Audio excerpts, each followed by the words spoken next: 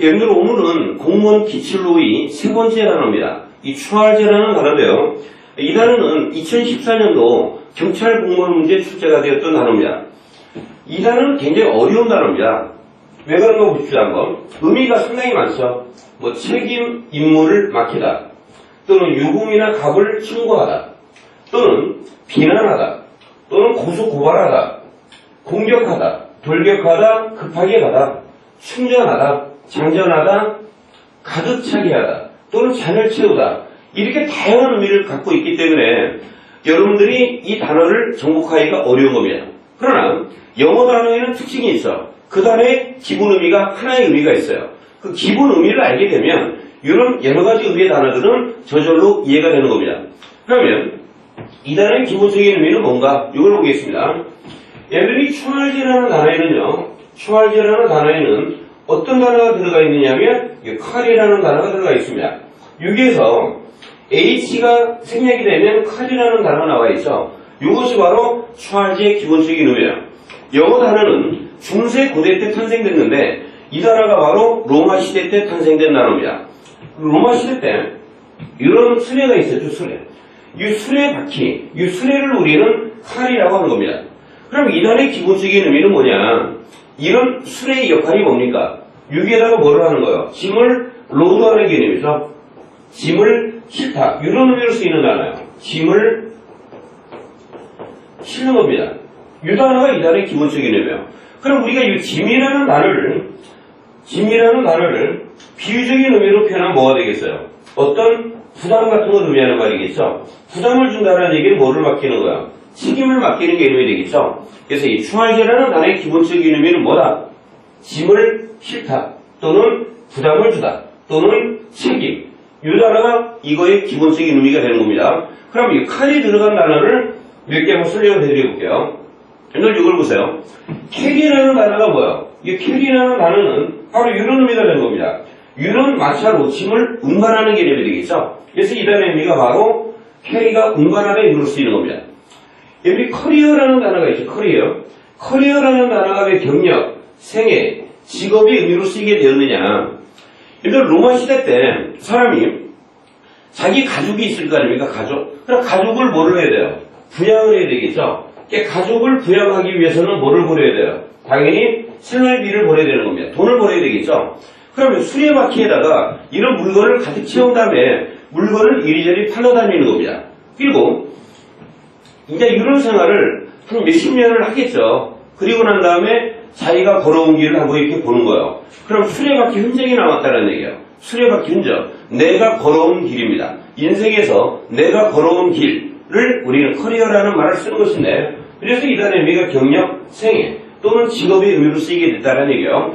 그 다음에 칼보라는 단어가 있어. 이 칼보의 의미가 뭡니까? 선박 비행기의 화물을 의미하는 말이에요. 짐을 싣다의 의미로 쓰인다라고 그랬죠. 그리고 로마 시대 때는 이런 마차가 뭘로 만들어졌느냐면 나무로 만들어졌다는 얘기예요. 나무로.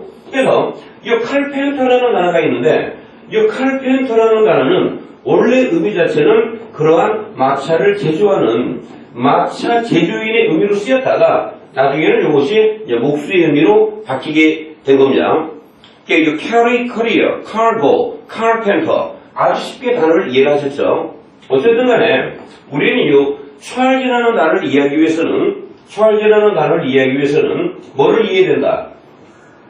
추할제의 기본적인 의미는 뭐다? 짐을 싣다. 이 짐이라는 단어의 비유적인 의미는 뭐다? 부담을 주는 것이다. 또는 책임을 맡기는 개념이다. 이 기본적인 의미를 아시게 되면 이 앞에 있는 모든 표현들은 다 쉽게 이해가 되는 겁니다. 보세요. 수레에다가 짐, 부담, 책임을 싣는 개념이에요. 이게 책임이나 임무를 맡기는 개념이 되겠죠. 마지막에 보세요. 짐을 싣다의 의미가 되겠죠. 그 다음에 물건을 팝니다. 물건을 팔고 그 손님이나 고객에게 부담을 준다는 게 구체적으로 뭐를 의미하는 거예요? 요금이나 값을 청구하는 의미가 되겠죠. 그런데 요금 값을 청구했는데 고객이 돈을 안 내요. 그럼 뭐요? 비난하겠죠. 너 왜 돈 안 내? 하고 비난하겠죠. 그래서 이 단어의 의미가 바로 비난하다의 의미로 쓰인다는 사실.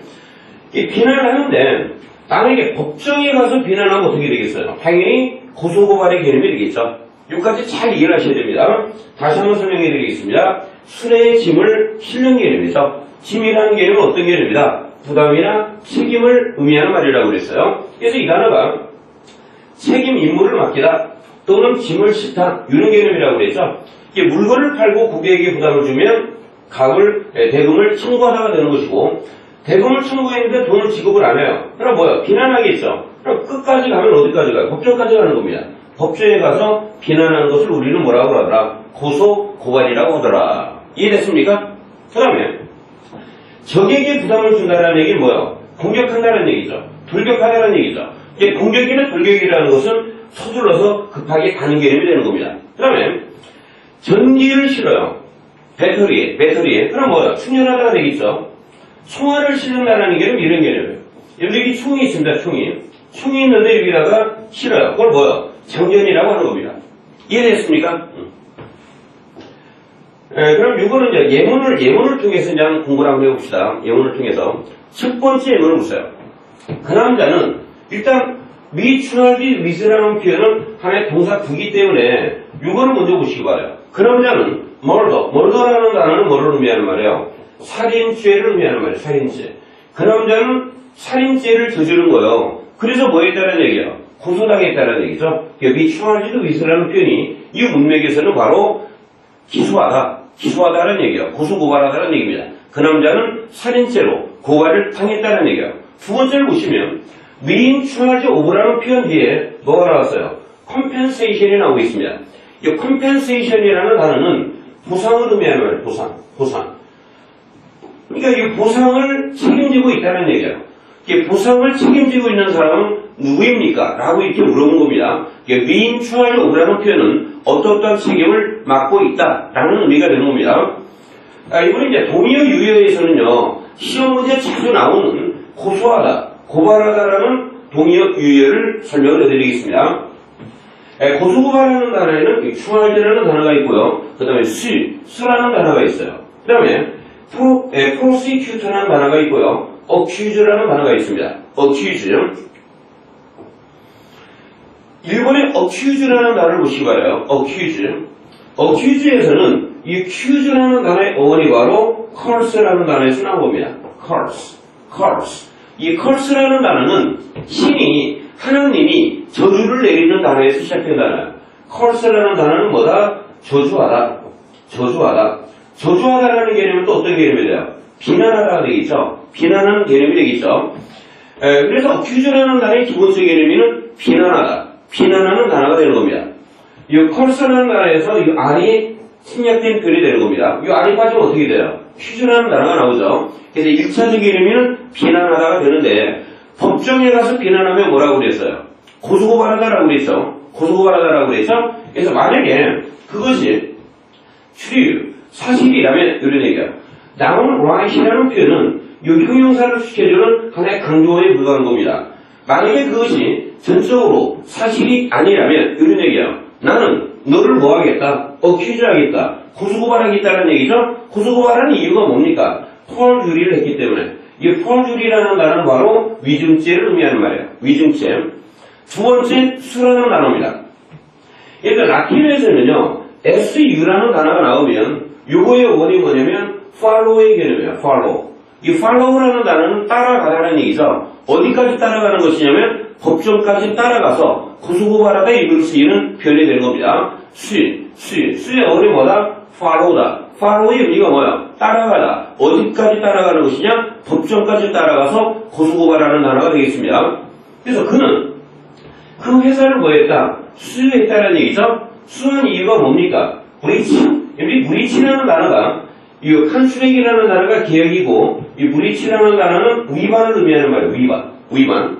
근데 이 단어는 아주 쉬운 게 이 단어의 어원이 뭐냐면 브레이크라는 얘기. 브레이크. 여기까지가 똑같아요, 여러분들. 브레이크라는 표현은 여기다가 law라는 말을 써보세요. 법을 뭐 하는 거예요? 깨트리는 것이죠. 법을 깨트리다라는 얘기는 바로 법을 위반하다가 되는 겁니다. 그 남자는 그 회사를 뭐 했다? 고소했습니다. 그 회사에게 소송을 건 겁니다. 왜요? 계약을 위반했기 때문에. 여기서 여러분들이 수 A4B 구문을 외워두셔야 돼요. 여기서는 accuse A of B 구문을 암기해두셔야 되고 여기서는 수연 A for B 구문입니다. 우리가 이 법을 위반하는 단어에는요, 이 break라는 단어도 있고 또 뭐가 있습니까? 이 violation이라는 단어가 있죠. 이 단어 매우 중요한 단어니까 암기해두셔야 돼요. 그 다음에 또 뭐가 있냐면 offend라는 단어가 있어요. 법을 위반하는 단어들입니다. breach, violate, offend. 이것도 시험문제 나왔던 단어니까 같이 암기해 주시기 바랍니다. 그 다음에 여기 suit라는 단어 있죠. suit. 이 suit이라는 단어 보세요, 여러분들. 이 suit에도 뭐가 들어가 있어요? 수가 들어가 있죠. 똑같이 수가 들어가 있죠. 이게 file a suit against라면 소송을 제기하라가 되는 겁니다. lawsuit 이렇게 표현해도 상관이 없어요. 이렇게 표현해도. 그 다음에 prosecute라는 단어가 있어요. prosecute. 여러분 여기서 secu라는 단어가 있는데요. 이 secu라는 단어가 어원이 뭐라고 그랬어요? follow의 의미라고 그랬죠. follow의 의미라고 그랬죠. 여러분들이 아주 잘 알고 있는 단어 중에 second라는 단어가 있어요. second. 이 second이라는 단어는 뭐예요? 두 번째를 의미하는 말이죠. 두 번째를 의미하는 말이죠. 첫 번째를 영어로 뭐라고 그래요? first라고 그래요. first. first 다음에요. first의 다음에 따라오는 follow의 개념이 되겠죠. 그래서 이 second라는 단어는 분이라는 단어가 뭡니까? manag이라는 단어가 있죠. 분 다음에 나오는 거를 초라고 하는 거예요. 이 second라는 단어가 왜 초의 의미로 쓰인지 알겠죠? 첫 번째, 두 번째가 되는 겁니다. 또는 분 다음에 나오는 걸 뭐라고 한다? 초라고 하는 거예요. 라틴어에서 secu라는 단어는 뭐다? follow의 개념이 되는데 이 secu라는 단어에서 E하고 C를 빼보세요. 뭐가 나옵니까? 수가 나오죠. 여기 보세요. E하고 C를 빼면 뭐가 나온다? 수가 나오죠. 이거의 원이 바로 follow가 되는 겁니다. 이게 prosecute이라는 단어는 역시 똑같이 고소고발하다가 되는데 프로라는 접두어는 앞입니다. 우리말의 앞이야. 앞으로 이렇게 암기해주시면 돼요. 프로 앞으로 앞입니다. 앞. 그럼 어디 앞까지 가는 것이냐? 역시 법정 앞까지 따라가서 고소고발하다 의미로 쓰이는 표현입니다. 이해됐죠? 이 예문을 보시면은요, 예문을 봅시다. 회사는 고소를 당했다는 얘기예요. 그 이유가 뭐냐? 브리칭했기 때문에. 이 브리칭이라는 단어가 뭐라고 그랬죠? 위반하다라고 그랬죠? 뭐를 위반했습니까? Health and Safety A죠. 보건안전법을 위반했다는 얘기예요. 그래서 고발을 당했다는 얘기입니다. 지금 오늘도 신문제에 잘 나오는 고고이들이 많이 나오고 있죠. 근데 charge라는 단어에 반대표현이 discharge라는 단어가 있어요. 이 단어도 여러 번 출제되었던 단어입니다. charge의 기본적인 의미를 알고 있으면 discharge라는 단어는 매우 쉬워지는 단어가 되는 겁니다. 여기에는 접두어 뭐가 붙어 있습니까? 접두어. this라는 단어가 붙어 있죠. this. 여기 this라는 단어는 away를 의미하는 말이에요. away. 분리를 의미한다. 분리 이탈을 의미하는 단어입니다. 그럼 1번을 보세요, 여러분들. 환자는 discharge했다는 얘기예요. 어디로부터? 병원으로부터. 그러니까 병원에서 away, 내보낸다는 얘기예요. 병원에서 내보내는 것을 우리는 뭐라고 그래요? 퇴원시키다라고 그러죠. 퇴원시키다라는 얘기죠. 환자는 병원에서 퇴원이 되고 있습니다. 근데 뭐요? 너무나 빨리 환자들을 퇴원을 시키고 있다는 얘기예요. 두 번째 표현을 보시면은요, 여기도 be discharged from이라는 표현이 나오고 있죠. this는 뭐라고 그랬어요? away라고 그랬죠. away라고 그랬죠. 보세요. 그 남자는 the army라는 단어는 군대를 의미하는 말이에요. 군대에서 그 남자를 away, 내보낸다는 얘기예요. 그 군대에서 군인을 내보낸다는 걸 뭐예요? 제대시키다라고 그러죠. 제대시키다라고 그러죠. 근데 제대를 왜 했느냐? injury, 부상을 당했기 때문에 이런 얘기입니다. 부상을 당했기 때문에. 세 번째 표현 보시면 그 여자가 역시 미스가 되어졌다라고 그랬죠. 어디로부터? police force입니다. 경찰입니다. 경찰에서 그 여자를 내보냈다는 얘기예요. 그러니까 이때 그 여자는 뭐냐면 경찰이 되는 겁니다. 경찰 군인이 되는 것이죠. 경찰을 내보냈다는 얘기예요. 그 이유가 뭐냐? bad conduct, 나쁜 행위를 했기 때문에. 그러니까 뭐 뇌물을 먹었거나 어떤 비행을 저질렀다는 얘기예요. bad conduct, 나쁜 행위에 대해서 그 여자는 경찰에서 해직을 당했다는 얘기입니다. 면직을 당했다는 얘기죠. 네 번째 표현을 보시면 그 남자를 또 디스했다는 얘기예요. 디스했다는 얘기. 그 이유가 뭡니까? admit the fact. 자기가 절도죄를 한 것을 인정을 한 겁니다. 인정을 했기 때문에 그 여자를 내보냈는데 conditional이라는 표현이 뭐예요? 조건부로 이런 얘기입니다. 조건부로. 예, 조건부로 그 여자는 그 남자를 뭐했다? 석방을 했다는 얘기예요. 당면했다는 얘기입니다. 예, 5번째 표현 보세요. The factory. 이 factory는 공장을 의미하는 말이죠. 그 공장이 fine, 벌금을 받았다는 얘기예요. 벌금을 받은 이유가 뭡니까? chemicals라는 표현은 화학물질이에요. 화학물질을 강에 보였기 때문에, 내보냈기 때문에, 이 리스라는 단어는 뭐다? away라고 그래서 화학물질을 강에 배출했기 때문에, 그래서 환경오염을 야기시키는 행동을 했다는 얘기예요. 그래서 그 공장은 뭐를 받았다? 벌금을 받았다는 얘기입니다. 오늘 이 3번 단어는 배워야 할 단어들이 상당히 많았죠. 근데 이거를 반드시 한 번만 복습을 하시고요. 반복 학습을 하시면 이렇게 많은 의미의 단어들도 저절로 이해가 되는 겁니다.